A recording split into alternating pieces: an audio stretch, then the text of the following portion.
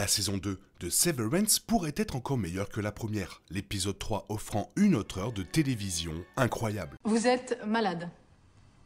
Et j'aimerais vous féliciter car c'est pas une démarche facile de venir ici, mais c'est un premier pas vers la guérison. Il y a quelques éléments qui rendent la série aussi spéciale qu'elle est. Parmi eux, il y a la nature stimulante de la série. Rien n'est jamais comme il semble, et même si la saison 1 a fait du bon travail pour établir cela, les épisodes de la saison 2 vont encore plus loin. Cette fois-ci, nous et les personnages savons qu'il y a bien plus à voir dans l'humain qu'il n'y paraît, et la série le sait. Chaque nouvel épisode de la saison 2 ressemble à un voyage dans un pays où tout est familier, mais où tout ne va pas aussi bien. C'était amusant d'explorer les deux côtés de cela à travers les deux premiers épisodes de la saison, le premier se concentrant sur les inters. L'épisode 2 a mis en lumière les exters des personnages, révélant ce qui s'est passé entre les événements du final de la saison 1 et l'endroit où nous avons rattrapé Mark dans la saison 2. L'épisode 2 s'est terminé avec Madame Cobell s'enfuyant littéralement quand Mark a posé des questions sur sa femme, et c'est important. Pendant que Mark et Ellie partaient à l'aventure, Dylan et Irving ont eu des histoires parallèles intéressantes. Celle de Dylan est celle que j'ai le plus aimée. L'humaine a été très catégorique sur la séparation des inters et des exters, mais le personnage a eu l'avantage de disposer de quelques minutes pour parler à la femme de son exter. Après une seule conversation entre le couple avec Gretchen J, je me demande déjà jusqu'où pourrait aller cette nouvelle relation. Quant à Irving, il se rapproche des réponses qu'il souhaite. La série continuera probablement le mystère sur l'emplacement de Madame Kazé et comment elle est en vie jusqu'à la fin de la saison 2, peut-être même jusqu'au final. Cependant, nous avons eu au moins un développement majeur dans cette histoire avec chaque épisode jusqu'à présent, et la fin de l'épisode 3, l'exter de Mark se rend enfin compte que Gemma est vraiment en vie, n'étant pas morte dans l'accident de voiture comme il le pensait, et tout cela est dû au retour d'un personnage. Honnêtement, j'avais oublié Regaby et la façon dont elle avait procédé à la réintégration de Petey en raison du long délai entre les saisons. Cependant, les choses deviennent plus claires et plus urgentes lorsqu'elle revient sur le devant de la scène. Non seulement j'ai été surpris que Regaby soit celle qui a confirmé à Mark que Gemma était en vie à l'humaine la dernière fois qu'elle l'a vue, mais je ne m'attendais pas à la décision radicale que l'exter de Mark prendrait si peu de temps après. Jusqu'à présent, nous avions à peine commencé à voir un Mark plus proactif, car le travailleur dissocié ne ressemblait pas à son inter. Cependant, la recherche de sa femme a allumé un feu et je suis curieux de savoir où l'exter de Mark pourrait aller.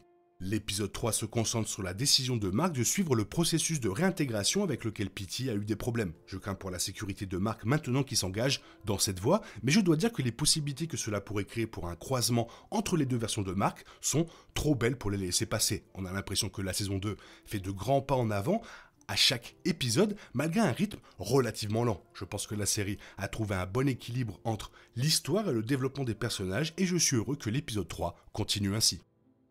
Dans la saison 1, Burt a révélé qu'une rumeur concernant les employés des macrodonnées suggère qu'ils sont tous des marsupiaux et qu'ils ont des larves de type Goa'uld dans des poches sur leur estomac. On pense que les larves mangeront un jour les travailleurs du RMD et les remplaceront complètement. Les autres ont apparemment eu vent de rumeurs similaires expliquant pourquoi ils demandent à Ellie et Mark de soulever leur chemise pour vérifier s'il y a des poches. Bien qu'on ne sache pas d'où viennent ces rumeurs, Dylan a également des théories bizarres sur les travailleurs du département design. Cela semble établir que quelqu'un de haut rang propage intentionnellement ces rumeurs pour s'assurer que les départements restent éloignés les uns des autres. Ils le font probablement parce qu'une union entre différents départements pourrait éventuellement ouvrir la voie à des rébellions massives contre l'humaine. Cobell donne à Elena une dernière chance de la récupérer à l'humaine en disant qu'elle ne rejoindra l'entreprise qu'en tant que boss du RMD. Lorsque leur interaction s'intensifie, Elena appelle Nathalie et lui demande d'organiser une réunion avec le conseil d'administration. Bien que Cobell semble initialement désireuse de savoir ce que le conseil a à dire sur sa volonté de revenir en tant que chef de l'étage dissocié, elle recule soudainement du bâtiment Lumen et retourne à sa voiture après avoir vu le chauffeur d'Elena. Ses réactions suggèrent qu'elle réalise soudain ce qu'Elena et Lumen sont capables de lui faire. Dans la saison 2, Elena assure à Cobell que Lumen n'a peur de personne lorsque Cobell menace de la dénoncer. Il semble qu'elle comprenne enfin que l'entreprise se soucie peu de son bien-être et qu'elle la mettrait à l'écart si elle ne les respectait pas. Par conséquent, elle recule avant que quiconque de l'humaine puisse lui faire du mal.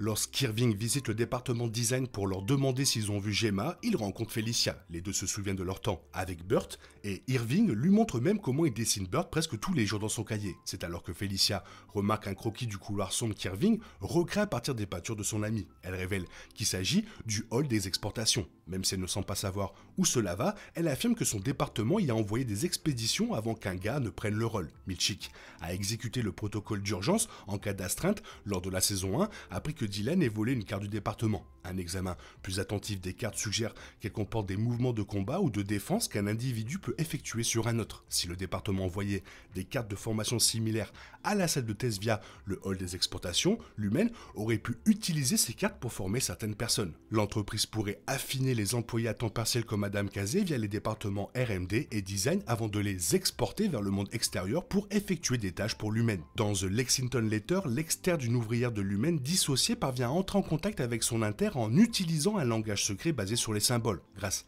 à ces lettres, elle apprend la nature du travail de son inter et se rend compte que cela pourrait avoir quelque chose à voir avec un incident terroriste réel qui a causé du tort à l'un des plus grands concurrents de l'Humaine. Cela soulève la possibilité que les individus envoyés dans l'aire de test soient probablement formés pour effectuer des opérations secrètes à enjeu élevé, sous couvert de travail en entreprise avant d'être exportés pour mener à bien des missions.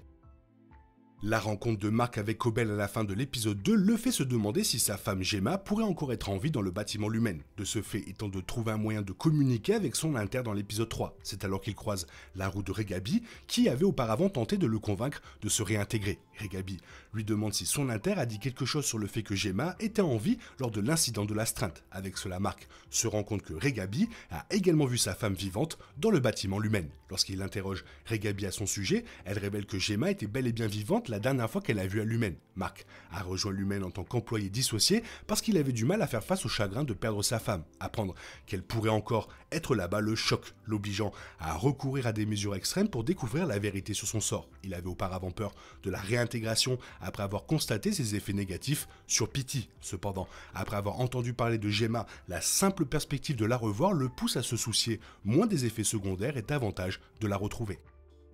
La configuration de Regabi à la fin de l'épisode 3 comprend principalement un générateur d'impulsion électrique et une bobine magnétique. Avec cette configuration, elle induit des courants électriques dans le cerveau de Mark grâce à un processus appelé stimulation magnétique transcrânienne qui, dans la vraie vie, est utilisé pour activer des régions cérébrales moins actives ou inactives. Étant donné que le cerveau intérieur de Mark est inactif, lorsque le cerveau extérieur prend le relais, les impulsions électriques contribuent également à augmenter l'activité de son cerveau intérieur. Tout en stimulant son cerveau avec des impulsions électriques, elle lui pose des questions sur la vie de ses amis et de son boulot. Elle fait cela pour s'assurer que Mark s'efforce également consciemment de chevaucher ses souvenirs inter et exter en comblant le fossé entre eux. Regabi augmente progressivement le niveau de difficulté des questions afin que Mark ne subisse pas beaucoup de charges cognitives. Pour enfin achever le processus et faire converger ses personnages inter et exter, elle pose une question qui établit un terrain d'entente entre les deux personnages. Quel est votre premier souvenir ? Cette convergence se reflète dans l'oscilloscope qui montre initialement deux vagues distinctes pour ces deux personnages. Lorsque la réintégration se produit enfin, les ondes intérieures et extérieures de l'oscilloscope se croisent, laissant à Mark un sentiment de soi unifié.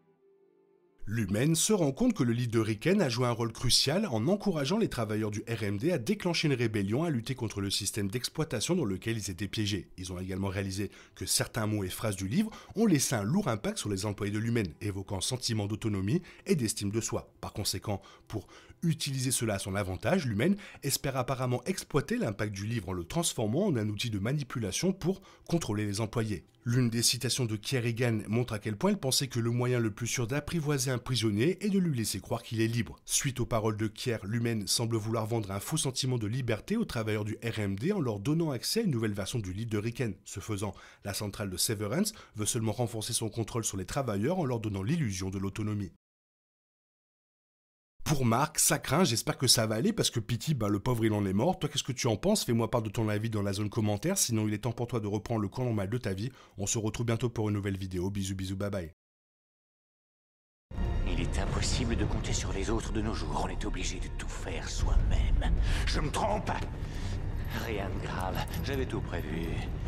Où va le monde, je vous le demande.